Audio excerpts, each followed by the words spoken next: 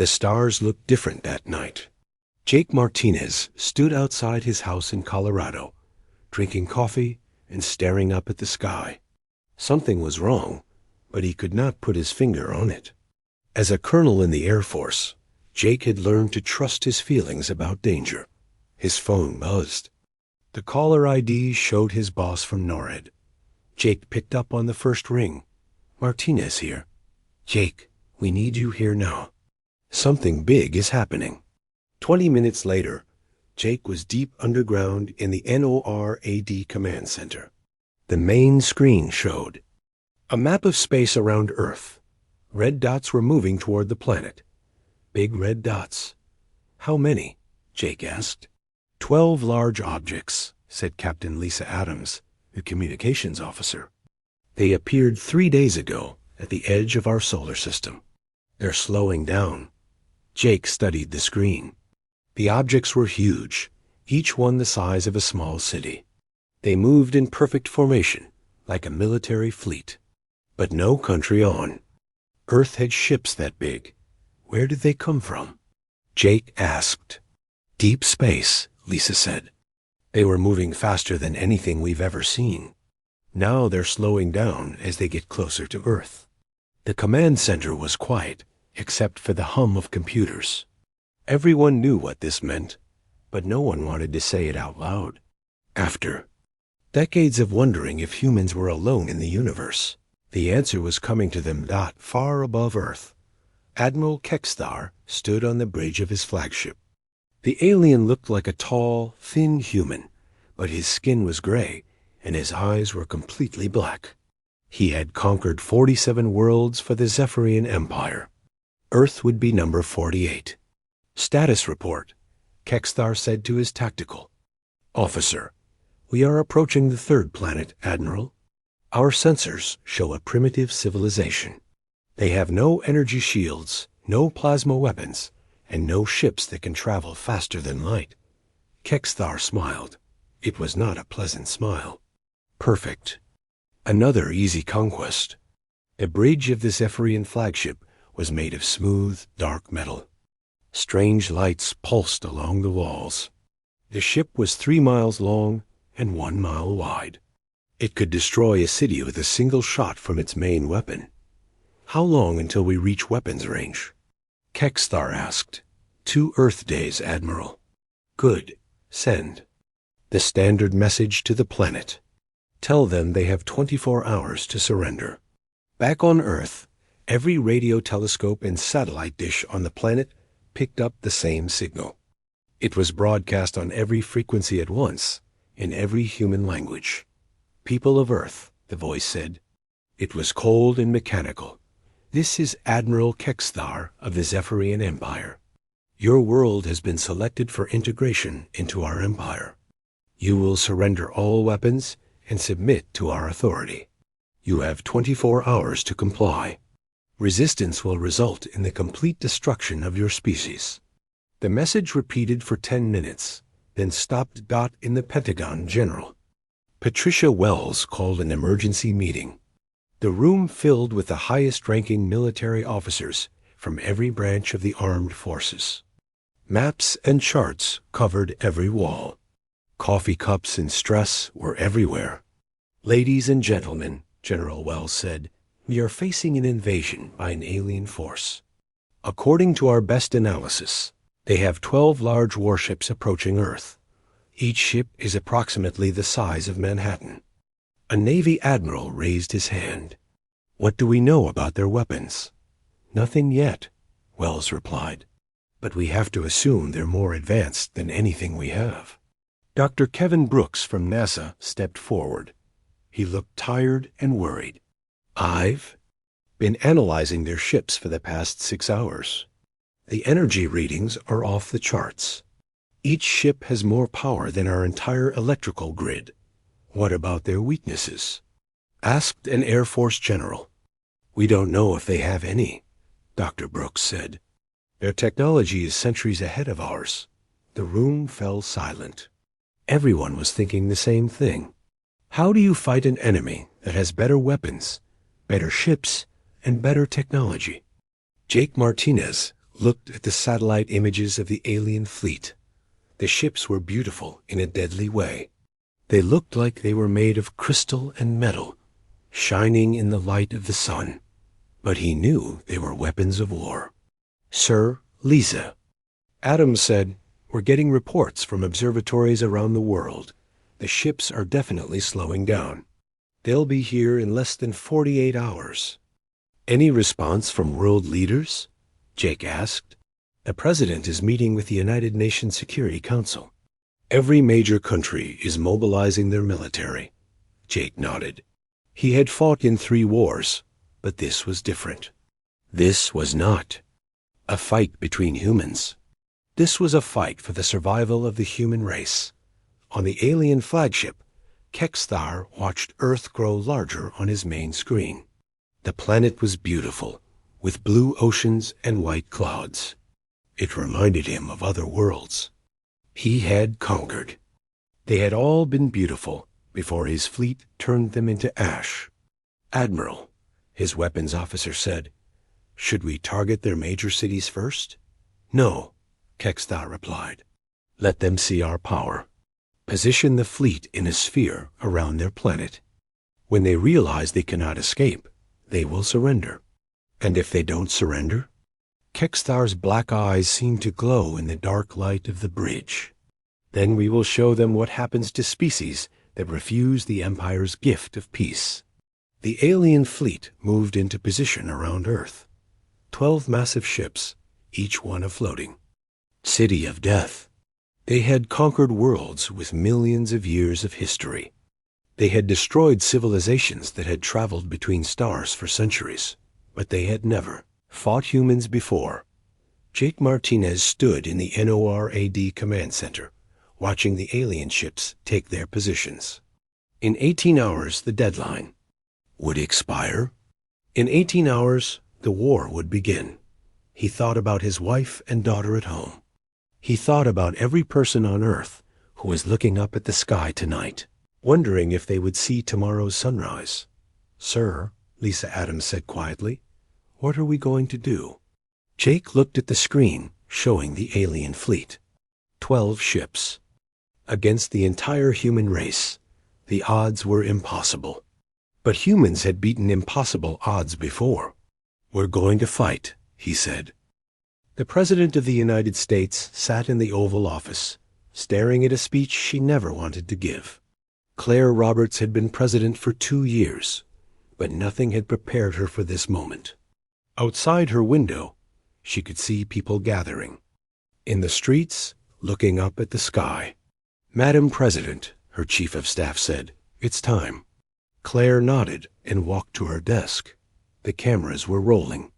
In 5 minutes, every television, radio, and internet connection on Earth would carry her words. "My fellow Americans and citizens of the world," she began. 24 hours ago, we received a message from an alien civilization. They have demanded our complete surrender. They have threatened to destroy our species if we refuse. She paused, looking directly into the camera. "As President of the United States and speaking for all humanity, I have one simple response. We will not surrender. We will not bow to tyranny, no matter what star it comes from.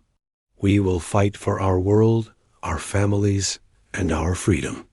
Around the world, people watched the president's speech. In London, families gathered around their televisions. In Tokyo, crowds stood in the streets, watching giant screens. In Moscow, people held their breath as the translator spoke the president's words in Russian. "We have 18 hours, Claire continued. 18 hours to show these invaders that humanity does not give up. Our military forces are ready. Our allies stand with us. We will face this threat together, as one species, one world, one people." High above Earth, Admiral Kexthar watched the human broadcast with amusement. The small creatures were brave. He would give them that. But bravery meant nothing against the power of the Zephyrian Empire. "Amusing," he said to his tactical officer. "They think their primitive weapons can challenge us." "Should we begin the attack now, Admiral?" the officer asked. "No," Kexthar replied. "Let them prepare. Let them gather their little armies. When we crush them at their strongest, other worlds will hear about it. Fear is a powerful weapon." The alien fleet hung in space like 12 dark moons. Each ship was a work of art and destruction. Their hulls were made of crystalline metal that could survive the explosion of a star. Their weapons could turn mountains into dust. Their shields could stop any energy weapon known to the galaxy. But the Zephyrians had never fought humans before. An airbase in Nevada. Lieutenant Commander Ryan Phillips checked his F-35 Lightning fighter for the 3rd time. The jet was loaded with every missile and bullet it could carry. Around him, other pilots were doing the same thing. "This is it, people," their commander said. "We're about to make history. We're going to be the first human pilots to fight aliens in space." Ryan had been flying for 10 years. He had flown missions over Iraq and Afghanistan. But this was different. This was not a war between countries. This was a war between species. "Remember," the commander continued, "we don't know what their ships can do. Stay fast, stay unpredictable, and watch each other's backs." The pilots climbed into their fighters. Engines roared to life across the base. In 2 hours, they would be in space, face to face with an enemy they had never seen before. Captain Amy Rodriguez sat in her F-22 Raptor, running through her pre-flight checklist. She had graduated first in her class from the Air Force Academy. She had shot down enemy planes in 3 different wars, but she had never fought spaceships before. "Rodriguez, you copy?" came a voice over her radio. "Copy, command. Ready for launch. Good luck, Captain. Bring our boys home." Amy smiled. "Will do, sir. See you on the other side." The fighters launched into the night sky, their engines burning, bright against the darkness. From the ground, they looked like shooting stars racing toward heaven. But they were not wishes. They were weapons. In New York City, Sergeant Danny Thompson led his Marines through the streets. They had been ordered to prepare for ground combat in case the aliens landed. Danny had fought in urban warfare before, but never against an enemy from another world. "Listen up," he told his squad. "We don't know what these things look like or how they fight, but we know they bleed. Everything that lives can die. Our job is to make sure they die before we do." The Marines checked their weapons and equipment. They had rifles, grenades, and anti-tank missiles. Against an alien invasion, it did not seem like much, but it was what they had. Sergeant, one of the Marines said, "What if our bullets don't work on them?" Danny looked at the young soldier. "Then we'll find something that does work. We'll use rocks if we have to. The important thing is to keep fighting." Around the world, military forces prepared for battle. In Russia, tank divisions moved toward major cities. In China, missile batteries aimed at the sky. In Europe, fighter squadrons took to the air.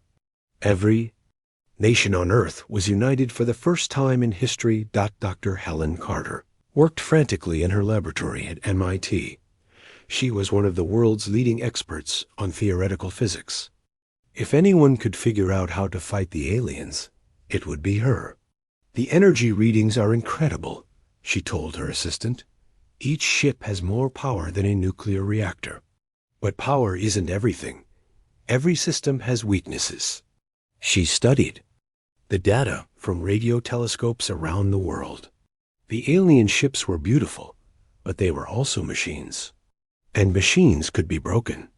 "There," she said, pointing at her computer screen. "Look at the energy patterns. They're using some kind of shield system, but shields need power. If we can overload their power systems." Her assistant looked confused. "How do we overload something that advanced?" Helen smiled. "By hitting it with something they don't expect." The countdown clock in NORAD showed 15 hours until the deadline. Jake Martinez had not slept in 2 days. He stood in the command center, watching reports come in from around the world. "Sir," Lisa Adams said, "we're getting reports of alien activity. Small ships are launching from the main fleet." Jake looked at the main screen. Dozens of small dots were separating from the 12 large ships. They were moving toward Earth's atmosphere. "How long until they reach us?" he asked. 6 hours, sir." Jake nodded. The waiting was over. The war was about to begin. High above, Admiral Kexthar gave his final orders. Launch the first wave. Target their military installations. Show them the power of the Empire. The alien attack ships were sleek and deadly. Each one was the size of a fighter jet, but they moved like living things. Their pilots were the best in the Zephyrian fleet. They had destroyed the air forces of 47 worlds, but they had never fought humans before. Ryan Phillips was the first to see them. His F-35 was flying at the edge of space when the alien ships appeared on his radar. They moved faster than anything he had ever seen, but they were not invisible. "This is Falcon Lead," he said into his radio. "I have visual contact with hostile aircraft. Beginning attack run." The first battle between humans and aliens was about to begin. In space, above a blue planet called Earth, 2 species would meet in combat. One side had superior technology. The other side had something the aliens had never encountered before: human stubbornness. The alien ships dove toward Earth like silver bullets. The human fighters rose to meet them like angry hornets. In the darkness of space, the first shots of the war were fired. The invasion of Earth had begun. The first alien fighter moved like liquid metal through space. It twisted and turned in ways that should have been impossible. Ryan Phillips had never seen anything fly like that before. His F-35 felt slow and clumsy in comparison. "Falcon lead. Engaging hostile," Ryan said into his radio. He fired 2 missiles at the alien ship. The missiles streaked through space, their engines burning bright. The alien ship danced away from the missiles, like they were moving in slow motion. Its own weapons fired back, sending beams of purple light toward Ryan's fighter. The beams missed by inches, but Ryan could feel the heat through his cockpit. "These things are fast," he reported. "Faster than anything we've seen." But Ryan had been flying for 15 years. He had fought in the skies over 3 different countries. He knew how to adapt. Instead of trying to match the alien speed, he did something unexpected. He slowed down. The alien pilot was confused. Every species they had fought tried to run away or match their speed. This human was flying straight at them, getting slower instead of faster. Ryan waited until the alien ship was close enough to touch. Then he fired everything he had. Bullets, missiles, and cannon fire filled the space between the 2 fighters. The alien ship tried to dodge, but it was too close. The purple shield around the alien fighter flickered and died. Ryan's bullets tore through the hull like paper. The alien ship exploded in a ball of silver fire. "Scratch 1 bogey," Ryan said. He had just scored humanity's first kill against an alien invader, but the celebration was short.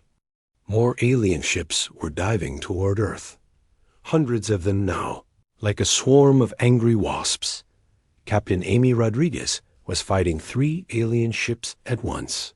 Her F-22 Raptor was faster than Ryan's F-35, but not fast enough to outrun the aliens. She had to be smarter. "Come on, you ugly things," she muttered, diving toward Earth's atmosphere. "Follow me." The alien ships chased her, firing their purple weapons. Amy's fighter shook as the beams passed close by. She could smell smoke in her cockpit. Her engines were overheating, but Amy had a plan. She dove deeper into the atmosphere, where the air was thicker. The alien ships followed, their perfect formations starting to break apart in the turbulent air. "Got you now," Amy said. She pulled her fighter into a sharp turn that would have killed a normal human.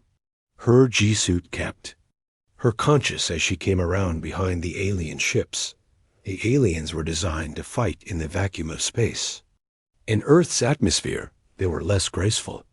Amy's missiles found their targets. 2 alien ships exploded. The third one tried to climb back to space, but Amy's cannon fire caught it before it could escape. 3 down, she reported. These things don't like our air. On the ground, the battle was just beginning. Alien landing ships were touching down in major cities around the world. The ships were large and black, like giant beetles. They opened up and alien soldiers poured out. The aliens were tall and thin, with gray skin and black eyes. They carried weapons that fired purple beams. Their armor was smooth and dark, like the hull of their ships. Sergeant Danny Thompson was waiting for them in New York City. He had positioned his Marines in buildings around Central Park, where one of the alien ships had landed. The aliens expected to find frightened civilians. Instead, they found angry Marines. "Wait for my signal," Danny whispered into his radio. The aliens were moving through the park in perfect formation. They looked like they were on parade, not fighting a war. "Now!" Danny shouted. The Marines opened fire from 6 different buildings. Machine guns, rifles, and grenade launchers all fired at once. The aliens' purple shields flickered under the assault, but the aliens were not helpless. They returned fire with their energy weapons. Purple beams cut through walls and windows. The smell of burning concrete filled the air. "They're tough," one of the Marines reported. "Our bullets are bouncing off their shields." Danny watched the battle from his position on the roof of a hotel.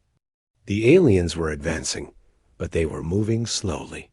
They seemed confused by the Marines' tactics. They fight like robots, Danny realized. They're not used to enemies that hide and move. He grabbed his radio. "All units, keep moving. Don't stay in one place. Make them chase you." The Marines began a fighting retreat through the streets of New York. They would fire a few shots, then run to a new position. The aliens tried to follow, but they could not match the Marines' speed through the urban landscape. "This is our city," Danny said as he fired his rifle at an alien soldier. "We know every street, every building, every hiding place." The alien soldier's shield absorbed the bullets, but the impact staggered him. Other Marines fired from different angles. The alien's shield began to flicker. "Keep hitting them," Danny shouted. "Their shields can't handle multiple attacks." In space, the battle was growing larger. More human fighters were joining the fight. Jets from every nation on Earth were racing toward the alien fleet. The aliens had expected to face a few primitive aircraft.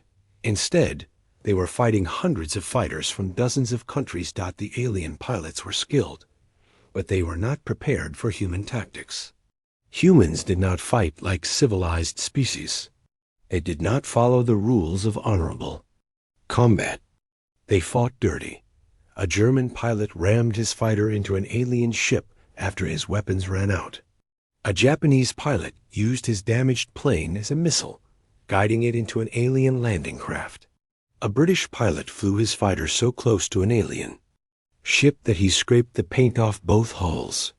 "These humans are insane," one alien pilot reported to his commander. "They're using their ships as weapons." Admiral Kexthar watched the battle reports with growing concern. His forces were taking losses at a rate he had never seen before. The humans' primitive weapons were somehow getting through Zephyrian shields. "How is this possible?" he demanded. "They have no energy weapons, no advanced technology. How are they destroying our ships?" His tactical officer looked confused. "Sir, they're using kinetic weapons, bullets and missiles. Our shields were designed to stop energy beams, not solid projectiles." Kexthar stared at the tactical display. In 47 conquests, he had never fought a species that still used bullets. Every advanced civilization had energy weapons. But humans were different. They were still using the same basic weapons their ancestors had used centuries ago. "Adapt our shields," he ordered. "Configure them to stop kinetic attacks. Sir, that will take time, and it will drain our power reserves." Kexthar's black eyes glowed with anger. "Do it." On Earth, Dr. Helen Carter was watching the battle from her laboratory. She had been studying the alien ships for hours, looking for weaknesses. Now she had found something important. "Their shields are changing," she told Jake Martinez over the phone. "They're adapting to our weapons." "What does that mean?" Jake asked. "It means they're getting smarter. But it also means they're using more power. Their shields can't handle everything at once." Helen looked at her computer screen. The alien ships were powerful, but they were not invincible. Every system had limits. "Jake, I need you to coordinate with all our forces. We need to hit them with everything at once. Energy weapons, bullets, missiles, everything." "We don't have energy weapons," Jake said. Helen smiled. "Yes, we do. We have lasers, microwave transmitters, and radar systems. They're not designed as weapons, but they put out energy." She began typing furiously on her computer. "If we can overload their power systems, their shields will fail. And once their shields are down, we can hurt them," Jake finished. "Exactly. Send this information to every military unit on Earth. We're going to show these aliens what happens when they mess with humans." The battle was changing. The aliens were learning human tactics, but humans were learning about alien technology. Both sides were adapting, but only one side was fighting for their home dot in New York. Danny Thompson and his Marines had led the alien soldiers into the subway tunnels. The aliens were powerful in open space, but underground they were trapped. The Marines knew every tunnel, every exit, every hiding place. "Welcome to New York," Danny said as he threw a grenade around a corner. "Hope you like it underground." The explosion echoed through the tunnels. When the smoke cleared, 3 alien soldiers were down. Their perfect formation was broken. They were starting to look scared. Above ground, the alien ships were having their own problems. Human fighters were swarming around them like angry bees. The aliens shot down many of the human planes, but more kept coming. "They keep coming," an alien pilot reported. "We destroy 10, and 20 more appear." Admiral Kexthar realized he had made a mistake. He had expected to fight a military. Instead, he was fighting an entire species. Every human on Earth was willing to fight for their world. "Sir," his tactical officer said, "we're losing ships. Faster than we can replace them." Kexthar looked at the battle reports. His perfect fleet was being torn apart by creatures with primitive weapons and impossible courage. "Impossible," he whispered. "We are the Zephyrian Empire. We have conquered 47 worlds." "Yes, sir," the officer replied, "but we've never fought humans before." The tide of battle was turning. The aliens were still powerful, but they were no longer invincible. Humanity was learning to fight back, and humans were very good at fighting. Dr. Helen Carter's discovery spread across Earth like wildfire. Every military base, every radar station, every satellite dish received the same message. The aliens could be hurt. Their shields had weaknesses, and humans were about to exploit. Every single one. Major Scott Baker read the message at his tank battalion headquarters in Germany. He looked at his rows of M1 Abrams tanks, each one loaded with armor-piercing shells. For the first time since the aliens arrived, he smiled. "Gentlemen," he told his tank crews, "we just got our marching orders. Those alien ships think they're safe up there. Let's show them what American steel can do." The tanks rolled out of their base like a parade of metal monsters. Their cannons pointed toward the sky, loaded with shells designed to punch through. Enemy armor. The aliens had never faced tank fire before. Target the lowest alien ship, Scott ordered. All guns fire on my mark. 50 tanks fired at once. The shells screamed through the air, leaving trails of smoke behind them. The alien ship's shields flickered as the shells struck home. Purple energy sparked and died. Direct hit. Scott shouted, "Keep firing." The tank crews reloaded and fired again and again. The alien ship's shields were designed to stop energy beams, not high-speed chunks of metal. After the fourth volley, the shields collapsed completely. The alien ship tried to climb higher, but it was too late. The tank shells punched through its hull like tin cans. The ship exploded in a ball of silver fire, raining debris across the German countryside. "Scratch one alien ship," Scott reported. "Tanks are effective against alien technology." Around the world, human forces were learning the same lesson. In the Pacific Ocean, the USS Gerald R. Ford launched a massive missile attack against the alien fleet. Commander Tony Lee watched from the bridge as hundreds of Tomahawk missiles streaked toward the alien ships. "Time to impact, 30 seconds, reported Lieutenant Nina Brooks from the Combat Information Center. The alien ships tried to intercept the missiles with their defensive weapons. Purple beams cut through the sky, destroying dozens of missiles. But hundreds more kept coming. "Impact," Nina shouted. The alien ships were engulfed in explosions. Their shields overloaded from the massive kinetic assault. One of the huge ships, bigger than a city, began to break apart. Pieces of crystalline hull fell toward Earth like burning meteors. "We just killed something the size of Manhattan," Tony said in amazement, "with missiles designed in the 1980s. The alien fleet was in chaos. Half of their ships were damaged or destroyed. Their perfect formation was broken. Admiral Kekstar watched his fleet falling apart and felt something he had never experienced before. "Fear. Status report," he demanded. "We've lost 6 ships, Admiral," his tactical officer reported. "The remaining ships are taking heavy damage. Our shields cannot handle their kinetic weapons." Kekstar stared at the tactical display. Red warning lights covered his screen. His invincible fleet was being destroyed by creatures he had dismissed as primitive savages.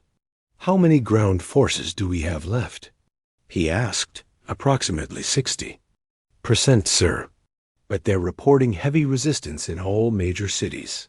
On Earth, the ground war was becoming a nightmare for the Zephyrian forces. They had expected to fight organized armies in open battlefields. Instead, they found themselves fighting guerrilla warfare in urban environments. Staff Sergeant Maria Santos led her unit through the streets of Los Angeles. The aliens had landed in Hollywood, probably thinking it was an important military target. Instead, they found themselves fighting in a maze of buildings, alleys, and underground tunnels. "They fight like they're on parade," Maria observed as she watched alien soldiers march down Sunset Boulevard. Perfect formation, no cover, no tactics. Maria's unit was hidden in a parking garage, watching the aliens through the windows. She had fought in Iraq and Afghanistan, where the enemy knew how to use urban terrain. These aliens were different. They were powerful, but they were not smart about city fighting. "Team Alpha, take the high ground," she whispered into her radio. "Team Beta, flank left. Team Charlie, you're with me." The soldiers moved through the building like ghosts. They knew every exit, every stairwell, every hiding place.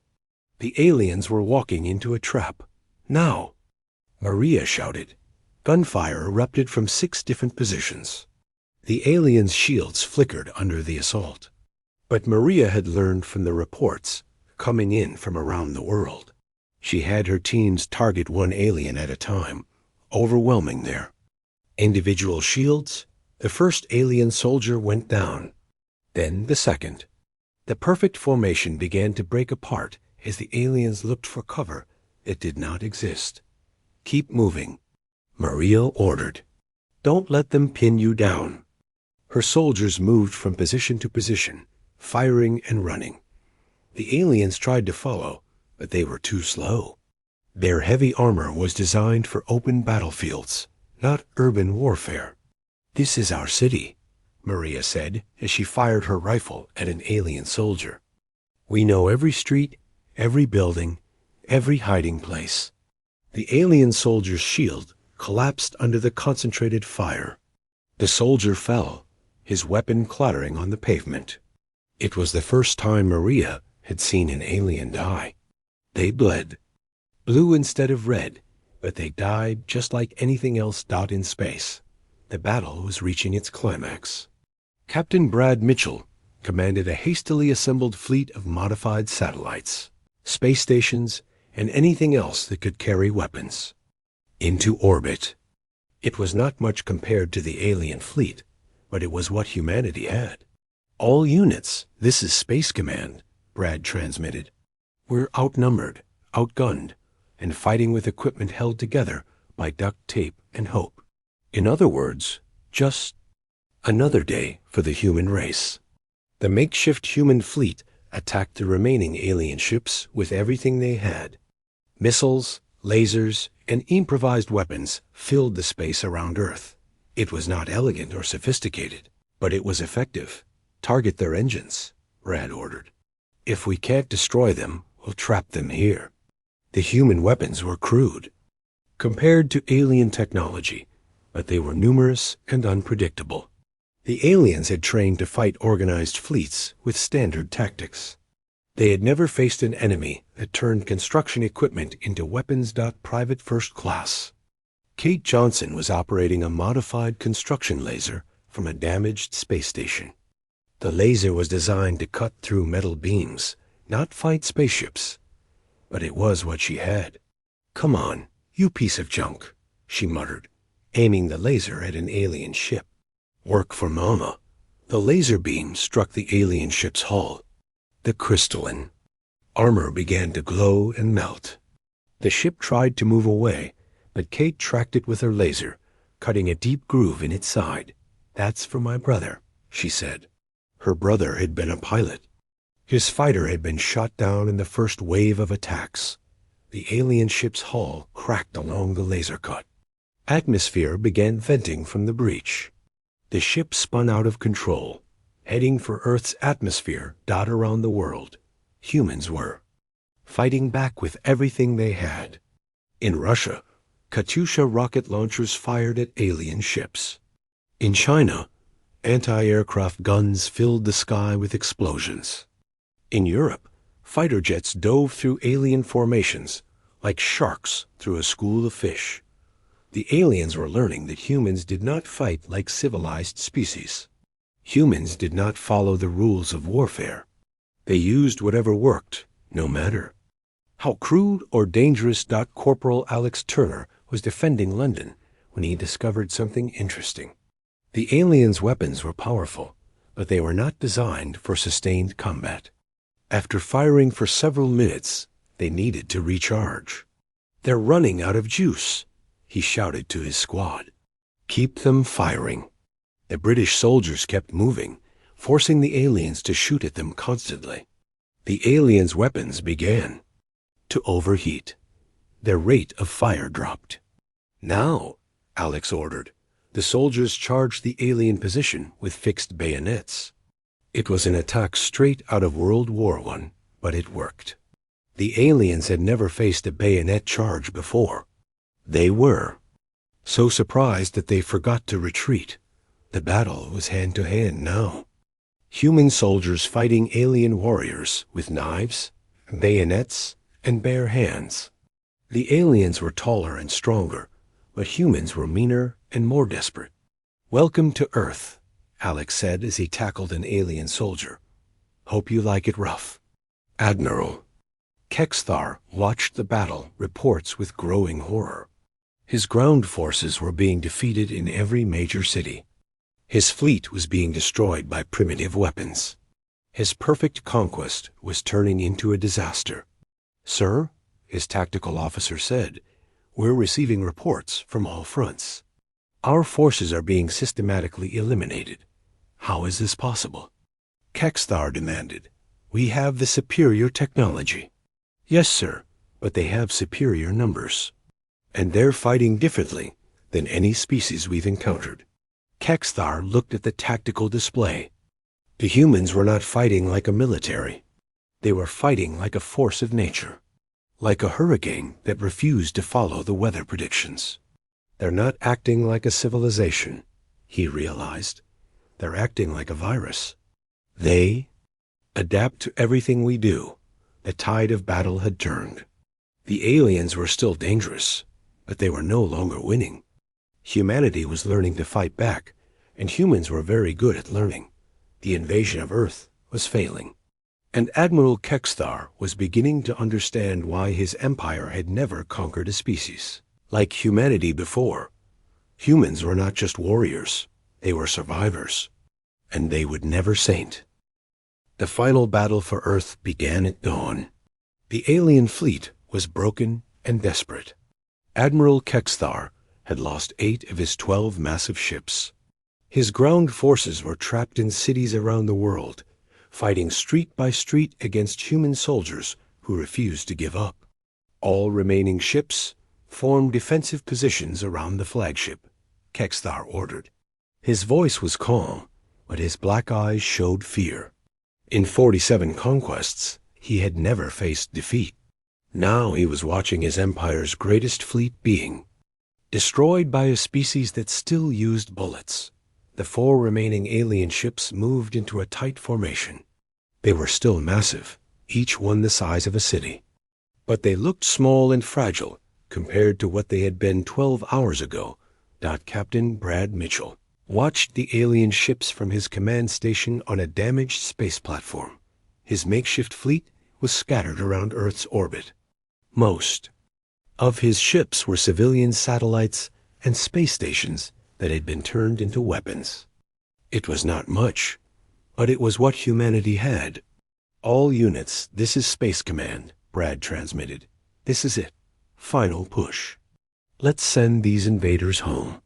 The human fleet moved toward the alien ships like a swarm of angry bees. They had no formation, no unified strategy. Each ship fought independently, using whatever weapons they could find. Private First Class Kate Johnson was still operating her construction laser from a damaged space station. The laser had been cutting through alien hulls for 6 hours. It was overheating and sparking, but it still worked. "Come on, baby," she whispered to the laser. "One more shot." Kate aimed at the alien flagship. The massive ship was 3 miles long and covered in crystalline armor. Her little construction laser should not have been able to hurt it. But Kate had learned something during the battle. Even the biggest ships had weak spots. She targeted the ship's main reactor. The reactor glowed like a small sun in the center of the ship. If she could hit it just right. "For Earth," Kate said, and fired. Laser beam cut through space and struck the alien flagship's reactor housing. The crystalline armor cracked. Atmosphere began venting from the breach. Warning lights flashed across the alien ship. Admiral Kexthar felt his ship shudder under the attack. "Damage report," he shouted. "Main reactor housing is breached." His tactical officer reported, "We're losing power to all systems." Kexthar stared at the tactical display. His flagship, the pride of his Ephorian fleet, was being destroyed by a construction tool operated by a single human soldier. "How?" he whispered. "How is this possible?" The human laser continued cutting through his ship's hull. Other human weapons joined in. Missiles, bullets, and improvised explosives all targeted the same weak spot.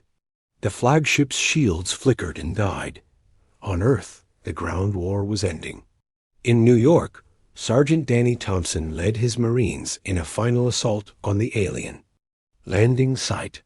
The alien soldiers were retreating to their ships, but the ships were damaged and could not take off. End of the line, Danny said as he watched the aliens surrender their weapons. Welcome to Earth. Population: 7 billion humans who don't like uninvited guests. The alien soldiers looked defeated. Their perfect armor was scratched and dented. Their advanced weapons were empty or broken. They had been beaten by creatures they had considered primitive. In Los Angeles, Staff Sergeant Maria Santos accepted the surrender of an entire alien battalion. The aliens had been trapped in Hollywood for 8 hours, fighting against soldiers who knew every building and alley. You picked the wrong planet, Maria told the alien commander. We've been fighting each other for thousands of years. Fighting you is just practice. Around the world, similar scenes were playing out. In London, Corporal Alex Turner was helping wounded alien soldiers. In Berlin, Major Scott Baker was counting captured alien weapons. In Tokyo, human medics were treating aliens and humans together. The war was over. Humanity had won. In space, Admiral Kexthar's flagship was dying. The construction laser had cut through the main reactor, and the ship was losing power fast. Emergency systems were failing one by one. Sir, his tactical officer said, we need to evacuate. The ship is breaking apart. Kexthar looked at the main screen. Earth hung in space like a blue and white jewel. It looked so peaceful from up here. But he knew now that it was the most dangerous planet in the galaxy. Prepare the escape pods, he ordered. Signal the remaining ships to retreat. The alien escape pods launched from the dying flagship just as the main reactor exploded. The explosion lit up the sky like a second sun.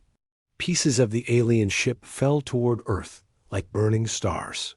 The remaining 3 alien ships turned and fled toward deep space.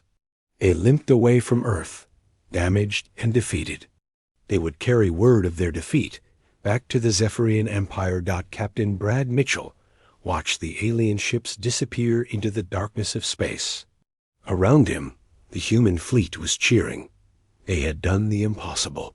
They had defeated a non-alien invasion with construction equipment and determination. All units stand down, Brad transmitted. The aliens are retreating. We won. On Earth, people came out of their houses and shelters. They looked up at the sky and saw the burning remains of alien ships falling like shooting stars. Children pointed at the lights and made wishes.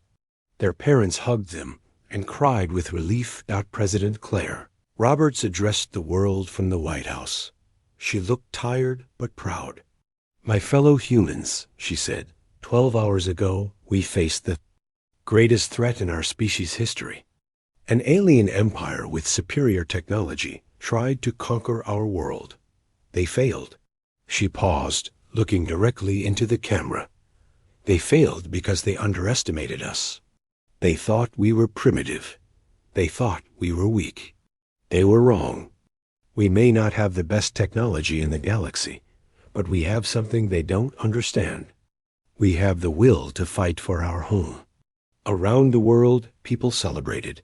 In Paris, crowds danced in the streets. In Moscow, vodka flowed like water. In Beijing, fireworks lit up the sky. In Rio de Janeiro, people sang songs of victory. In the Pentagon, General Patricia Wells was already thinking about the future. The aliens had been defeated, but they would be back. And next time, they would be prepared for human tactics. We need to be ready, she told her staff. This was just the first wave. There will be others. Dr. Helen Carter was already working on new weapons. She had learned much about alien technology during the battle. Now she was figuring out how to use that knowledge to defend Earth. Their shields can be overloaded, she explained to a group of scientists. Their weapons have limited power supplies. Their ships are fast, but not very maneuverable in an atmosphere. She looked at the alien technology they had captured. Weapons, armor, and pieces of ships. It was enough to revolutionize human science. "We're going to learn everything we can from this," she said. "And when they come back, we'll be ready." Admiral Kekstar sat in a human prison cell, waiting for trial. He had been captured when his escape pod landed in the Pacific Ocean. Human. Ships had rescued him from the water, even though he was their enemy. Dr. Patricia Moore, a psychologist, came to interview him. She wanted to understand why the aliens had attacked Earth. "Why did you come here?" she asked. Kekstar looked at her with his black eyes. "Because you were weak. Because you had no defenses. Because conquest is what we do." "And now?" Patricia asked. Kekstar was quiet for a long time. Then he spoke. "Now I understand why no species has ever defeated the Zephyrian Empire. We only fight civilized enemies. We fight species that follow the rules of warfare. But you don't follow rules. You fight like ... Like what?" Patricia asked. "Like a force of nature," Kekstar said. "Like a storm that refuses to be predicted. We came here expecting to fight a military. Instead, we fought an entire species." Patricia nodded. "What will your empire do now?" "They will declare Earth a forbidden zone," Kekstar said. "No Zephyrian ship will come here again. Word will spread throughout the galaxy. The humans of Earth are not to be conquered." 6 months later, Jake Martinez stood on the observation deck of humanity's first space battleship. It was built from captured alien technology and human engineering. It was not as pretty as the alien ships, but it was tough and reliable. "Contact on long-range sensors," Lisa Adams reported from the bridge. "Unknown vessel approaching the solar system." Jake smiled. "Let them come. We're ready." The unknown ship was not Zephyrian. It was from another species, one that had heard about Earth's victory over the Zephyrian Empire. They came not as conquerors, but as friends. "This is Ambassador Veltar." Of the Andromedan Republic came the transmission. "We request permission to approach Earth. We wish to meet the species that defeated the Zephyrians." Jake looked at the stars surrounding Earth. Humanity was no longer alone in the universe. And the galaxy would never be the same. The humans of Earth had proven something that no other species had believed possible. Advanced technology was not everything. Superior numbers were not everything. Even superior firepower was not everything. Sometimes. The most important thing was the will to fight for what you believed in. And humans had more of that than any species in the galaxy. The war was over. Humanity had won. And the galaxy had learned a valuable lesson. Never underestimate the humans. Of Earth, they might surprise you.